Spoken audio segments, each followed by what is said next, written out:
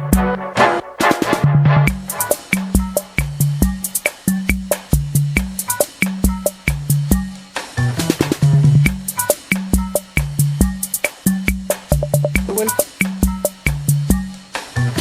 en Vox Populi 2021, programa sobre actualidad regional y nacional, y ya estamos en contacto con Ramón Gómez, encargado de Derechos Humanos de Móvil, Chile.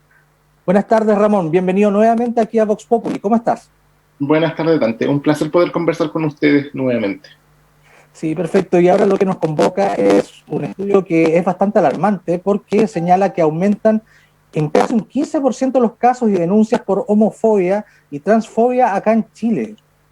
Claro, eso va contra todo pronóstico. La verdad es que pensábamos que quizás la pandemia iba a mermar los casos y denuncias por discriminación, porque muchos de los abusos ocurren en los espacios públicos, entonces asumíamos que si la mayoría estábamos confinados o gran parte del tiempo confinados, podría haber reducido, pero lamentablemente incrementa, y incrementa además los espacios que son relevantes para las personas, es decir, incrementa la violencia intrafamiliar, que es algo muy relevante para la protección, y aquí en este caso termina siendo un ambiente peligroso.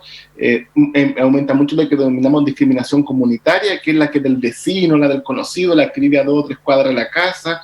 Eso también aumenta demasiado, y a eso se añaden además los asesinatos y las campañas homofóbicas y transfóbicas que se dieron en espacios públicos y también principalmente por redes sociales, que cada vez son más sistemáticas y suelen atacar a personas o grupos de personas bien individualizados. Entonces, algo bien lamentable, porque esto es un alza que se viene ya registrando del año 2018 de manera sostenida, y nos dice que algo está sucediendo, ¿no? Que algo está pasando y que falta que las políticas públicas y las leyes den efectivas garantías de prevención de la discriminación.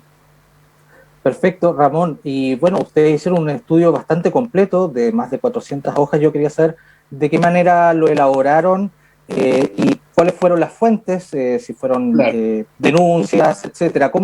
¿Qué es lo que ustedes recopilan para sacar las conclusiones respecto de este estudio? Claro, la metodología, el estudio ya tiene 19 años, el número 19, año a año siempre varía un poco la metodología, pero en términos generales, y también lo que ocurre en el 2020, que una fuente de información es las denuncias que las personas hacen directamente al móvil o a otros grupos LGBTI del país. La segunda es la que hacen las víctimas directamente a la fiscalía o a organismos públicos. Ahora, en esos casos solamente son incluidas cuando logramos contactar a la víctima o a familiares de la víctima. No incluimos denuncias las cuales, como por política del informe, no incluimos ninguna denuncia a la cual no hubiésemos tenido algún contacto, a lo menos indirecto, a través de familiares con la víctima, porque eso nos da más certeza del tipo de denuncia que se está formulando. Otro elemento que se añade también son las denuncias que se vierten a través de los medios de comunicación, y ahí también la lógica es, si no logramos contactar a la víctima, por más que aparezca en el medio de comunicación, tampoco lo incluimos, y ahí también hacemos el rastreo, o llamamos al editor o a los periodistas de los medios donde aparecen estas notas, hasta conseguimos los fondos o algún contacto de las víctimas, y a través de eso, luego del diálogo, es que decidimos o no incluirla. Ahora, es importante que la gente tenga en consideración que este informe no incluye todos los abusos contra las personas LGBTI, incluye solamente los abusos basados en la orientación sexual o la identidad de género. Es decir, que si alguien lo asalta y si a alguien lo asaltan y es gay o lesbiana, pero el asalto no tiene nada que ver con que sea gay o lesbiana, eso no se incluye en el informe, porque no es nuestro campo de acción. Nuestro campo de acción tiene que ver la discriminación por orientación sexual o identidad de género. Lo mismo ocurre en los asesinatos. Si no hay vertientes que tengan que ver inducir de un crimen de odio o un abuso motivado por el desorden étnico, tampoco lo incluimos. Y cuando hay sospechas, sí lo incluimos, pero no lo contabilizamos y lo dejamos en análisis para el próximo año. Esa es como la metodología que utiliza este informe. Muy lógico, pero muy válido aclararlo, por el punto de aclarar bien el móvil, valga la... pero cuál es el motivo por el cual se están contabilizando estos hechos. Ahora, una de las conclusiones que ustedes sacaban es que particularmente acá en Magallanes las cifras no son auspiciosas porque se mantiene las mismas cifras del estudio anterior. Claro, se mantienen y son pocas, son 9, y se distribuyen en Punta Arenas y Puerto Natales. Y ahí lo que uno aprecia es que, en definitiva, uno se preguntaría, ¿habrán 9 personas, 9 casos en un año en Magallanes? No, sin duda hay más. Lo que pasa es que la gente no se atreve a denunciar, no se atreve a reportar los abusos, todavía hay mucho temor. Sin ir más lejos, recordamos que nuestro primer informe de derechos humanos contabilizaba 43 denuncias apenas, y la mayoría eran en una sola comuna, era Santiago. El resto como que se no hubiera homofobia, como que se no hubiese transfobia. Y eso pasa porque la gente o tiene miedo a denunciar, tiene miedo a las represalias, o también sucede que tiene internalizada la discriminación y la asume como normal. Es decir, asumir como normal que te echen de la casa porque eres gay, asumir como normal que tus papás dejen de pagar los estudios porque eres lesbiana, o asumir como normal que te griten en la calle groserías cuando eres trans. Entonces, a veces está tan internalizado, está tan impregnada las personas con que ciertas conductas son normales en el contexto en el cual se desenvuelve, que ni siquiera tampoco los denuncia. Entonces, ahí es donde importa la sensibilización. Y también las redes de apoyo, porque lamentablemente en Magallanes hay poquitas redes de apoyo, pues, es decir, han habido intentos muy elogiables de algunos grupos LGBTI que han tratado de hacer, por ejemplo, algo para la Marcha del Orgullo, hemos visto en ocasiones pasadas, pero esto no es sistemático, no es continuo, y cuando la población LGBTI que no pertenece a los movimientos, que no está organizada, no ve que hay un grupo o una instancia a la cual acudir, simplemente asume que no tiene dónde denunciar y tampoco denuncia. Entonces falta mayor sensibilización, mayor debate público, de manera que la gente comprenda y entienda que al menos hay un grupo o un grupo de personas que va a entender lo que está viviendo. Y eso es lo que advertimos que pasa en Magallanes y en la mayoría de las regiones. Yo creo que solo se escapan de esta lógica Biobío, Valparaíso y la región metropolitana, pero el resto de las regiones lo que ocurre es muy similar a lo que pasa en Magallanes. Ahora sí, Magallanes tiene una particularidad bastante interesante, A ver. que las veces que nosotros hemos viajado, también es cierto que se nota cierta apertura que no notamos en otras regiones. Es decir, nosotros en la Araucanía, cuando hemos ido a la Araucanía o hemos ido a O'Higgins o a Tarapacá, por ejemplo, por decir algo, los grupos homófobos nos esperan con pancarta afuera de los terminales de buses. Y acá, cuando la vez que fui a Magallanes, pese a que hay poca denuncia, ha habido una buena recepción de parte de la sociedad en general. Entonces, eso también podría ser una señal de que quizá la gente tiene más miedo del que debiese tener para denunciar. También podría darse eso en Magallanes particularmente. Sí, por supuesto. Ahora, respecto de eso, acá en Magallanes, de cierto punto, hasta el momento, es más visible la comunidad LGTBI, al menos en los medios de comunicación, quizás no tanto, digamos, el día a día, pero en general sí se le da relevancia, al menos en los programas en los cuales yo he tenido participación, se le da espacio para poder manifestarse. Sin embargo, quizás ahí se da como esa dicotomía, que quizás como en pueblos chicos, infierno grande, entonces en las grandes urbes, para la comunidad LGTBI le es más fácil desenvolverse. Sí, es más fácil desenvolverse porque puede pasar más anónimo, pero también es cierto lo que usted señala respecto a la apertura mediática que hay en la región. Y yo creo que ahí la población LGBTI no ha tomado nota de ese valor. Es un valor, porque en todo el mundo el movimiento LGBTI, su primer aliado, su primera voz para hacer masiva su demanda fueron los medios. Sin los medios no hubiésemos llegado nunca a nada, porque entre 4 paredes nadie se hubiese enterado de lo que estábamos reclamando o denunciando. Entonces, a veces ocurre que en ciertas regiones o en determinado espacio la gente termina siendo más papitas que el Papa, ¿no? Que tiene más miedo del que debiese tener. Estoy pensando principalmente en la gente mayor de edad, porque la gente que es menor de edad sin duda depende económicamente y financieramente, y infraestructura, con la infraestructura que te entrega, y la comida que te entrega la familia, y ahí no hay escapatoria. Pero en quienes ya son independientes, y sufren algún caso de discriminación, resulta bastante poco comprensible que si bien que la sociedad de su propia región es más tolerante, no lo hagan. Entonces hay que desempolvarse de la propia homofobia que a veces uno también tiene. Nosotros también fuimos criados y criadas en espacios homófobos, o sea, no, yo no nací diciéndome que ser gay era bueno, mi papá y mi hermano me dijeron eso, me dijeron que era ser malo, entonces todos nacimos en espacios que fueron hostiles a nuestra dignidad, pero es bueno también identificar cuando hay en otro entorno apertura. A nosotros nos ha agradado mucho las veces que hemos hecho eventos ahí en Magallanes, por ejemplo, el impacto positivo que tuvo Nicolás, tiene 2 papás, el respaldo que tuvo, por ejemplo, una niña que fue agredida por leer el libro y fue la propia comunidad la que se movilizó a favor de ella. Eso demuestra que hay espacios, pero la gente no se toma el tiempo de poder identificarlo. Así que yo llamaría a la población LGBTI de Magallanes a atreverse a salir a la calle, a utilizar las fechas simbólicas que son nuestras, como el 17 de mayo, el 28 de junio, y ocupar los espacios y conmemorar el derecho a ser distinto, pero y exigir al mismo tiempo la igualdad de derechos. Ramón, bueno, tú mencionaste la frase más pavista que el Papa, y tengo que... Al tiro recordé que hace algunos días atrás salió la noticia que el Vaticano no estaba por la opción de bendecir las uniones homoparentales. Sin embargo, días después salió como un grupo de sacerdotes austriacos que dijeron que ellos sí lo iban a hacer.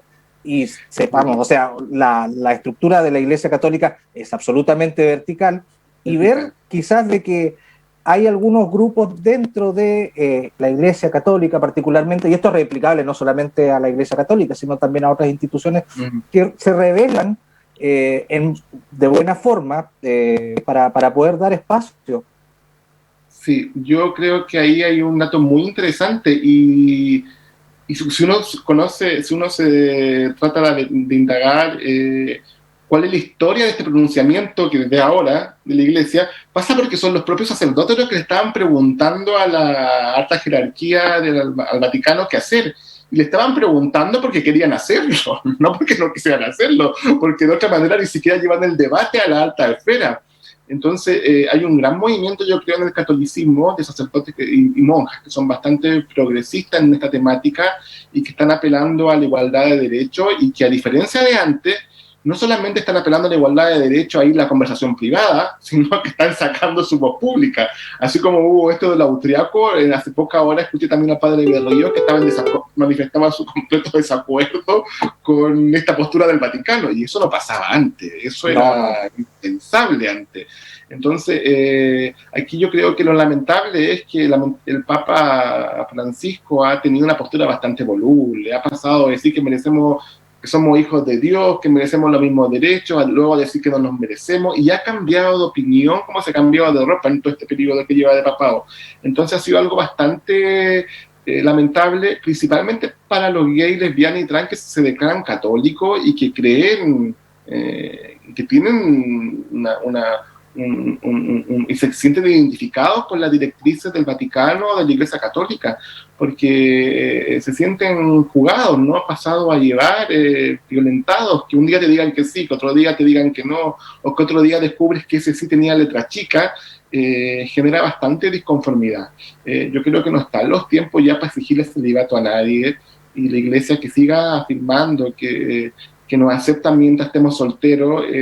No somos curas, pues, exíjale eso a los curas, pero a quienes no son curas no tienen ninguna lógica exigirnos celibato para poder decir que recién ahí tenemos derecho, por ejemplo, a la denominada bendición. Yo creo que ahí se está perdiendo, porque hay mucha gente que, pese a todo esto, sigue siendo fervientemente católica, sigue siendo ferviente y no quiere renunciar a su fe. El hecho de ser gay o lesbiana no quiere renunciar a su fe, y eso genera demasiada también intolerancia de parte de grupos, de algunas personas LGBTI que no entienden que haya gente lesbiana, gay o trans que sea católica, y las rechazan, ¿no? ¿Cómo te puedes ser católico si si la iglesia te rechaza? Y la respuesta que nosotros tenemos como movimiento, bueno, si ser gay o lesbiana no te inhabilita a tener derecho a tener fe, a creer en Dios, a creer en la Virgen. Perfectamente puedes creer en los parámetros que definió la Iglesia Católica o la Iglesia Evangélica.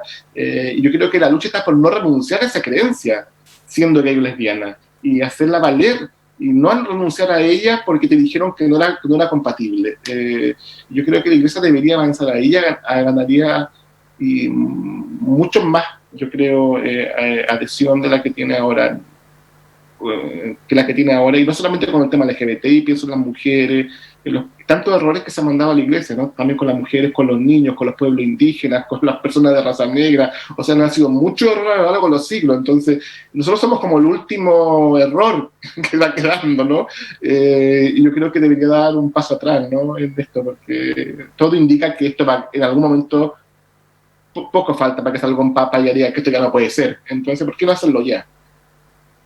Por supuesto, Ramón, y también quería comentarte una situación que es delicada dentro de esta cantidad de, digamos, de ataques de homofobia. Quería saber en porcentajes, impresiones y cómo ustedes abordan este tipo de ataques, pero cuando afectan a niños, a menores de edad, que son personas en formación, que muchas veces ya tienen una identidad sexual ya formada, etcétera, pero en general, moralmente, las personas nos vamos formando día a día y en una edad más temprana somos más vulnerables en general.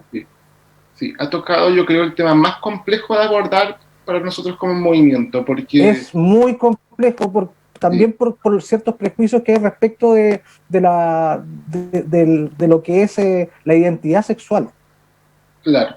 Primero está el tema justamente del prejuicio, que se tiende a pensar que los niños y niñas y adolescentes no tienen clara su identidad o que están en una etapa de maduración y que después se van a definir. Y cuando hablan de definir, siempre apuntan la visión conservadora, ¿no?, a que se va a definir como hétero. Al hétero. Sí. Nunca se va a poder definir como gay o lesbiana, y eso es tremendamente perjudicial porque boicotea el desarrollo natural. Pero yo creo que lo más dramático para nosotros es que cuando un chico o una chica no denuncia un caso de discriminación y que proviene de su propia familia, el drama es que aquí el sistema ofrece dos opciones: que lo denunciemos y que se vaya al Sename, o que le busquemos una abuela, un abuelo, un tío donde poder irse y apartarlo de su familia, y ningún chico quiere irse a su casa. La están pasando mal, pero la mayoría prefiere permanecer ahí porque son sus padres y sus madres, y a pesar del drama que están viviendo, los aman. ¿Sí? Ellos aman a sus papás, no aman a sus mamás. El problema es que hay un conflicto, y ahí la metodología que tenemos de intervención a través de terceros. Siempre hemos dicho que, y siempre hemos llegado a la convicción de que si el móvil interviene directamente es como apagar el fuego con benzina, porque vamos a tocar la puerta de la casa de un niño y decirle a la mamá: su hijo usted discrimina a su hijo, queremos hacer algo, y ¿quiénes son ustedes? El móvil es peor para ese niño. Entonces, lo que hacemos generalmente es buscar un adulto que sea significativo para el niño, y generalmente cuando no está la familia, logramos a través de hacerlo de algún docente, o de algún directivo de algún establecimiento educacional, o de algún papá, de algún compañero o compañera del niño, y a través de ello logramos entrar a las casas, no directamente, porque no podríamos entrar directamente, y vamos convenciendo para que la familia entre en terapias psicológicas, que yo creo que es lo único que se puede hacer en estos casos para que el niño o la niña no abandone su casa, que es el peor escenario. O sea, lamentablemente no hay alternativa que eso. Entonces es muy dramático, porque siempre dicen: ¿qué hago mientras tanto?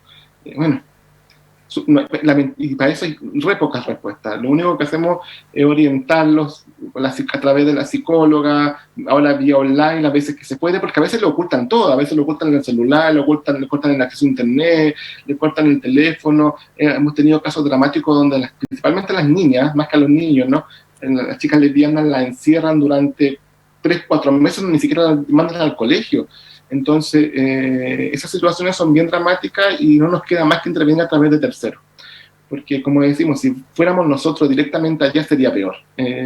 Porque si rechazan la homosexualidad, doblemente van a rechazar al móvil. Es decir, nosotros somos como el símbolo del demonio, si quiere decirse de alguna manera, entonces sería peor directamente. Y la metodología que ahí tenemos es de intervención indirecta, que ha funcionado bien. Perfecto. Y finalmente, Ramón, antes de culminar esta conversación, quería consultarte respecto de lo que es las redes sociales. No solamente respecto de lo que es el tema de género, pero es digamos, una oportunidad para el odio. Se ven cantidades de ataques por color político y particularmente también en el caso de género. Claro que hay ataques homofóbicos. En este sentido, ustedes también deben de comprender de que es un espacio de libertad de expresión. Entonces, ¿quién pone el límite en las redes sociales? ¿Quién debería ponerlo?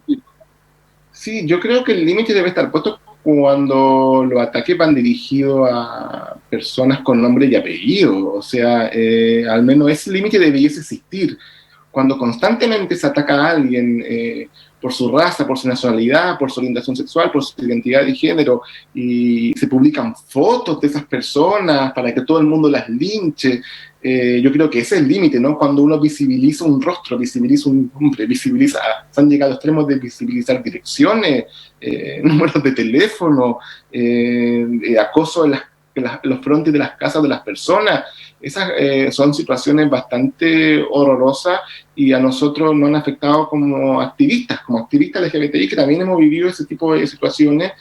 Y lo más lamentable de esto es que uno a través del tiempo se da cuenta que si bien es cierto, tienen mucho poder psicológico porque impactan emocionalmente en las personas, son para nada representativos.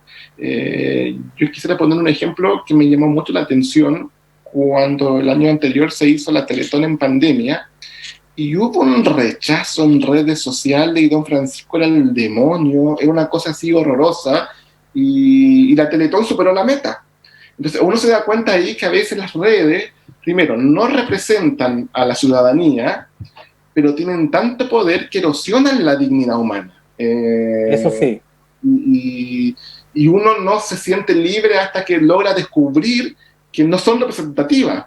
Y organizaciones fuertes como la Teletón se pueden dar cuenta porque el resultado está ahí después, pero previo a eso hay contracampañas, donde se le acusa a una institución, o sea, yo digo acusan a los bomberos, acusan a la Teletón, o sea, es una cosa que tú dices ya demasiado, ¿no? Nadie se salva de esto, pero en las calles uno se da cuenta que ese tipo de instituciones sí tienen el respaldo, sí tienen el apoyo, pero las redes distorsionan la realidad, y mientras la distorsionan generan impacto psicológico. Por eso mucha gente se ha ido, o sea, se ha apartado, ha cerrado sus cuentas, porque llega a ser insostenible el abuso. En el caso de nosotros nos ha llamado la atención es que hay mucho troll, muchas cuentas falsas que se reproducen con fotos falsas, con nombres falsos, para exacerbar una eventual polémica, ¿no? Y hemos notado que de 100 críticas que se recibe, uno descubre que 60 son cuentas falsas, pero que animan, le echan ahí leña al fuego para que la cosa sea peor. Entonces hemos optado y yo llamo a la gente que sufre de esto a simplemente no tomarlo en consideración, o cuando ya no se puede denunciar, cuando ya son cuentas falsas. Nosotros hemos denunciado a la PDI y nunca hemos conseguido nada. Entonces a veces se pierde el tiempo en situaciones que no van a conducir a nada, mejor no leerlas, no tomarlas en cuenta y la política es responder a los buenos comentarios, ¿no? Y pasar por alto los que son negativos, porque ha sido muy infame, yo creo, este destape, esta apertura de libertad de expresión que no habíamos tenido antes y que ahora las redes sociales la ofrece, como seres humanos no hemos sabido equilibrarla, no hemos estado a la altura de la tecnología. Por supuesto, falta equilibrio. Ramón Gómez, encargado de Derechos Humanos de Móvil Chile, muchas gracias por compartir con nosotros esta tarde acá en Vox Populi.